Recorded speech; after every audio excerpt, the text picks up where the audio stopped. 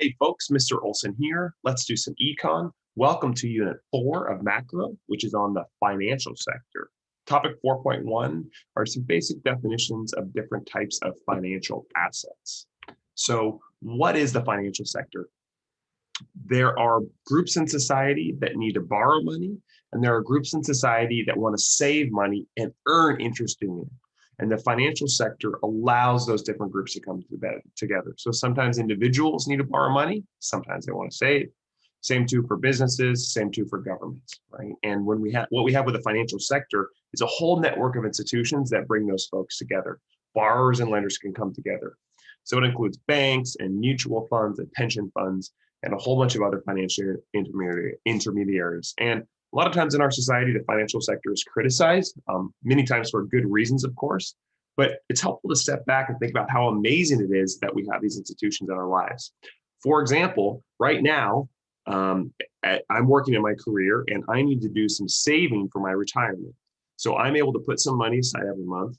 And what do I want to do with that money? I want to earn interest on it so it grows over time. And when I retire later in life, then I have as much as possible to provide for my family retirement. So right now I'm in kind of a saving stage in life. And you all, when you go off to college next year, you very well might be in a borrowing stage of life, and you may need to borrow money to go to college and take out student loans, and you're willing to pay some interest to do that because you're going to get so much value from it. Okay? Imagine how hard this would be without financial institutions, right? So I could sort of pitch to you all, hey, where are you going to school? Can I loan you some of my retirement savings? Let's negotiate an interest rate and figure it out together, right? That would be hard to do. It would involve a lot of trust between the two of us, and it would be high risk for me, right? Because if one borrower didn't pay back their loans, then I would lose all of my assets, right? And the financial sector allows the institutions to take care of those negotiations, and then you can diversify your risk on both sides in a lot of important ways. Okay, we're going to be talking a lot about assets in this unit. Assets are anything that can be tangible or intangible that has value. So anything that you own and has value is an asset. So for you, it might be your car or your video game console or some cash you have in your checking account. Okay, assets are just anything that you own. Sometimes they're tangible, sometimes they're intangible. Financial assets are intangible. Okay? We're going to be talking a lot about interest rates in this unit. Interest rate is just the amount a lender charges borrowers for borrowing money. Okay? The interest rate is the price of a loan. So on my house, I borrowed money from a bank, and the interest rate is 2.625%, which means they loan me money, and every year I pay it back to them slowly over time, over 30 years, with 2.625% interest rate. Okay, so I'm the borrower, so I pay it. The bank is the lender, so they earn that interest rate. Okay, we're also going to look at a variety of interest-bearing assets, and they're assets that earn interest over time. Okay? And bonds are an example of that. Okay? While we're talking about finance, I want to bring up the idea of personal finance, right? And personal finance is really important for your life. Usually refers to the way that individuals and families budget and save and spend. Okay, and if this were a personal finance class, which it's not, unfortunately, but I hope you take one. When you're in college, you would learn about checkings and savings accounts and credit cards and loans and the stock market, retirement plans, and how to manage all of those. So we're not going to focus on those when we do the financial sector in this class. If you were in a personal finance class, you might use the term investment to talk about your retirement or your stock market portfolios. But please remember, in this class, investment only means one thing. In economics, investment means and always refers to businesses spending on tools and machinery. Okay, so just a reminder of that term that we use in this class. And then a key relationship that we're going to focus a lot as we connect the financial sector to the ASAD model is that a low interest rate is going to increase investment. And as we learned last unit, investment spending by businesses is the elixir for real long-term economic growth and growth in national incomes. Okay, a couple other terms I want to clarify. Liquidity is something to think about when we're looking at different types of assets. The liquidity is the ease in which an asset can be converted into a medium of exchange. A medium of exchange is money. Okay, so if you want to be able to convert an asset into money so you can buy something else with it really quickly, then something would be really liquid. Okay, if something is illiquid, then it's harder to convert it into cash quickly. In general, when we're looking at different financial instruments, the higher the liquidity, the lower the rate of return. So the rate of return is the interest that you earn. And the higher the liquidity, the lower the rate of return. Okay. For example, an example of a really liquid asset would be a U.S. government issued bond where you've lent the money to the government. It's really safe. It's relatively quick and easy to sell bonds if you need cash now. And because of that, one of the reasons that is the case is because and one of the results of that, rather, is that you get a low rate of return for bonds in general. Okay. On the other hand, a really illiquid asset would be a home. So if your parents own their home or have a mortgage on your home, then that's an asset that they own. It has value, and they can convert it to a medium exchange, but it takes a long time, right? So if your parents wanted to sell their house right now, you'd have to hire a realtor, stage it, fix it up, put it on the market, get different offers, get into escrow for 30 days. And then finally you get to a point where you got to go through the transaction of selling the house, right? So that's an example of an illiquid asset. And illiquid assets like homes also tend to earn a much higher rate of return, right? So especially in California, the annualized rate of return on owning your home is like 8-10%, even higher here in the Bay Area. Okay, so we've talked about bonds a couple of times. What is the difference between stocks and bonds? For a moment, imagine you're going to start a lemonade stand and you borrow $100 from your grandma. And if you borrow $100 and say you're going to give it back to her at a later date, then you effectively just bought your grandma effectively bought a bond. So you effectively just sold a bond to your grandma. Okay. So bonds, which are also known as securities or loans or IOUs that represent debt to that government or businesses or an individual must repay to the lender. So the most important bonds out there are U.S. government bonds, and that's the way that the government borrows money. When they deficit spend, they issue bonds, and when you own a bond, you're entitled to the interest payment on that. Okay.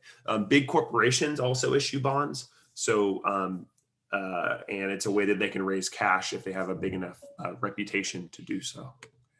The bondholder has no ownership of the company, and you're paid interest. Okay. To get more money, you could sell half of your company and issue shares of stock. So another strategy for your little lemonade business would be to issue shares of stock or equities. And that represents ownership of a corporation. And a stockholder is entitled to a portion of a profits that's sometimes paid out as dividends. Okay, so if you have stock in Tesla, you are part owner of Tesla. Okay, so you have equity in that company. Whereas if you buy a bond and you're not part owner, you just loan that company or that government money, and you're entitled to an interest payment every year while you hold the bond. Okay. A really important relationship in this class is the relationship between bond prices and interest rates. So I'm going to spend a couple moments explaining this relationship to you. Okay. And it comes up a lot in our analyses of the financial sector. When a new bond is issued, it's at a specific interest rate that doesn't change throughout the life of the bond. Okay. So for example, let's assume that the US government is issuing new bonds and they're going to sell a new 30-year US Treasury bond that has a face value of $1,000. In other words, a value of $1,000 and an interest rate of 5%. So what does that mean? That means each year for 30 years, you will get $50 as a holder of that bond. Okay. Now, what's going to happen if the interest rate falls, right? So when this bond was issued, the interest rate was 5%. Let's imagine that the interest rate falls. Okay. And you'll learn later in this unit why that is. Okay. But just for imagine the interest rate falls and new bonds are being issued at 3% because the overall interest rate's lower. So now the US government later is issuing new bonds but they're only paying 3% interest on them. Okay, what does that mean? That old bond that was issued at a higher interest rate is now more attractive to folks who are interested in buying bonds. You do not have to hold a bond for 30 years. You can buy and sell them in the secondary market as much as you want.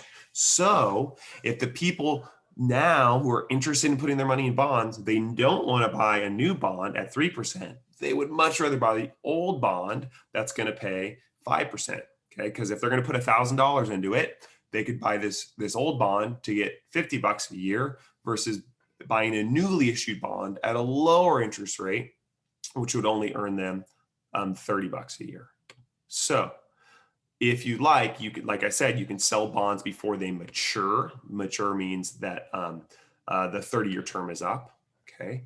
So if you decided to sell that 30-year bond that was at a 5% interest rate, then what would happen is that buyers would bid up the price of it because they would rather have that 5%. Okay. So you're going to be able to get more than $1,000 for that bond. Okay.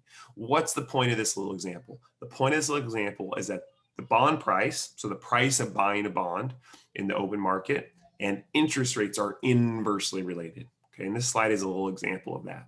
If this isn't sticking yet and you're having a hard time following it, that is actually okay.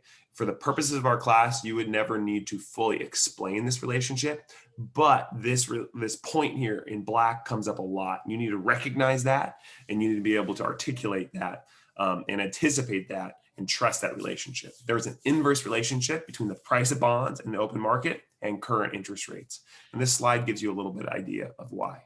Okay, let me give you another example to make sure you're getting it. Okay, so let's look at a new bond in this situation, and an investor is going to purchase it. And let's imagine that bond matures in 5 years. Okay, and it's got a 10% annual coupon rate and a face value of $1,000. In other words, this investor paid $1,000 for the bond. Now they own the bond. They're going to get 10% interest on it. Okay, which is $100 a year. And they're going to get $100 a year every year for 5 years. And then at the end of those 5 years, if they still have it, they get their $1,000 back. Okay, so this person bought this bond. Now imagine that the interest rate increases. So let's say it goes up to 12.5%. The original bond still only pays a coupon payment of $100. So it would be unattractive to investors who want to buy bonds now, because if they buy a new bond, that same investment would pay $125 because the interest rate is higher. Okay, and like I said before, you can sell bonds, existing bonds in the open market. So the bond's price will fall if the investor decides to sell it. So if that investor decides to sell that bond before the 5-year maturity date is up, he's not going to be able to sell it for $1,000. The price is going to fall lower. Okay. And if you're really interested in this is a slightly simplified calculation, but in this particular instance,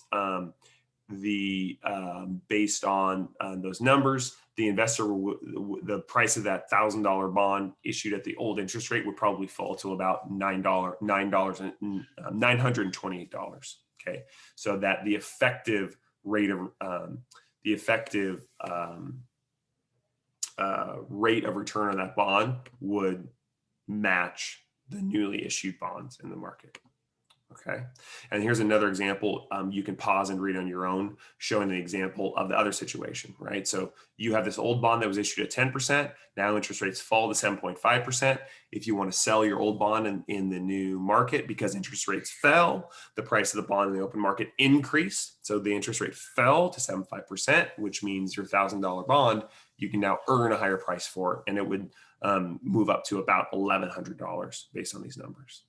Okay, so those are a couple examples to really drive home the point that there is an inverse relationship between the price of bonds in the open market and interest rates. Let's take a little break. You can pause the video and stretch for a moment. I've also included this brain teaser, so you can pause the video, you can read it, and when you come back to class, tell me what color you think this bear is. Let's talk about topic 4.2, which is nominal versus real interest rates. We've spent some time as macroeconomists already discussing nominal versus real. We can look at nominal GDP, and we can look at nominal wages. And we can adjust those for inflation to make them real GDP and real wages. Okay. We can also do the same thing with interest rates. Okay. Interest rates are the price of a loan. Lenders are going to charge them to cover any cost of administration, and so that they can try to, if a lender is a bank, they're trying to maximize their profit like any business. Okay, so you need an interest rate in order to keep borrowers and lenders engaged in the financial sector. Okay, think about this for a second. Would you be willing to lend me $100 if I paid you a total interest rate of 100%? Think about whether or not you'd be ready to do that. Okay. One thing that would matter is how long the terms of that were, right? So if I wasn't going to pay you back until 2050, that might not be such a good deal for you. Okay. If I was going to pay you back in 2022, then that might be a great deal. Okay. So the real interest rate is going to matter for terms, and then also how much inflation is going to occur over that period of time. Okay, so if the nominal interest rate, which is just the agreed to terms on the loan by the borrower and the lender, let's say it was 10%, and the inflation rate was 15%, then what would the real interest rate be? Pause the video for a second so you can figure it out. The correct answer would be -5%. So even though the lender thought they were getting their money back plus 10%, because the purchasing power declined so much due to inflation, the real rate of return was actually -5%. Okay, all you do to get real interest rates, which you can only calculate in hindsight because you can only know the real inflation rate in hindsight. You take the nominal interest rate, in this case is 10%, you subtract the inflation rate, which was 15%, and you would get -5. Okay. Real interest rates, it's the percentage increase in purchasing power that a borrower pays. Real interest rates are adjusted for inflation. Okay. Whereas, and to get the real interest rate, you do what I just explained above. You take the nominal interest rate, which is just the terms agreed to by the borrower and the lender, and then you subtract out inflation. Nominal interest rates is this percentage increase in money that the borrower pays. Okay, so nominal as in by name, as in not adjusted for inflation. So if you wanted to flip this equation around, you could get to the nominal by taking the real interest rate and then adding inflation back in. So see if you can figure this out. If you can do this slide, then you are understanding interest rates and real interest rates versus nominal interest rates. So pause the video, see if you can fill in all these blanks, and then we'll go over them when you return. Drum roll, please. Here are your answers. Number one, if the nominal was 10, and to get the real, you simply subtract out inflation. So nominal 10 minus 8 is 2% real interest adjusted for inflation. Okay. Question number two, we know the inflation rate is 12 and we know the real interest rate is -2. Okay. So therefore the nominal interest rate must be 10, because if the nominal interest rate was 10 and then you subtract an inflation rate, the inflation rate's got to be greater than it because it's negative. In fact, it's got to be 2 percentage points higher than it, right? So real interest rate's -2 then. Okay. If the nominal interest rate was 12 and the real interest rate was 7, what must be the inflation rate? The inflation rate must be 5% because we would just subtract that from 12 to get 7. Okay. Nominal interest rate was 7. The inflation rate was 10. Then the real interest rate was -3. Okay. If the nominal was 5% and the real interest rate was higher, because of increased purchasing power, then there must have been deflation. So a negative interest rate is deflation. So nominal minus a negative inflation rate of 2 will give us a 7% real interest rate. Okay, so this is deflation, which is a negative interest rate. And then finally, if we know the inflation rate was 6 and then we know the real interest rate was -2, then therefore the nominal interest rate agreed to by borrower and lender must have been 4%. Okay, so you want to be comfortable making those calculations. Any questions? Ask me in class. Thanks for listening. Have a great rest of your day.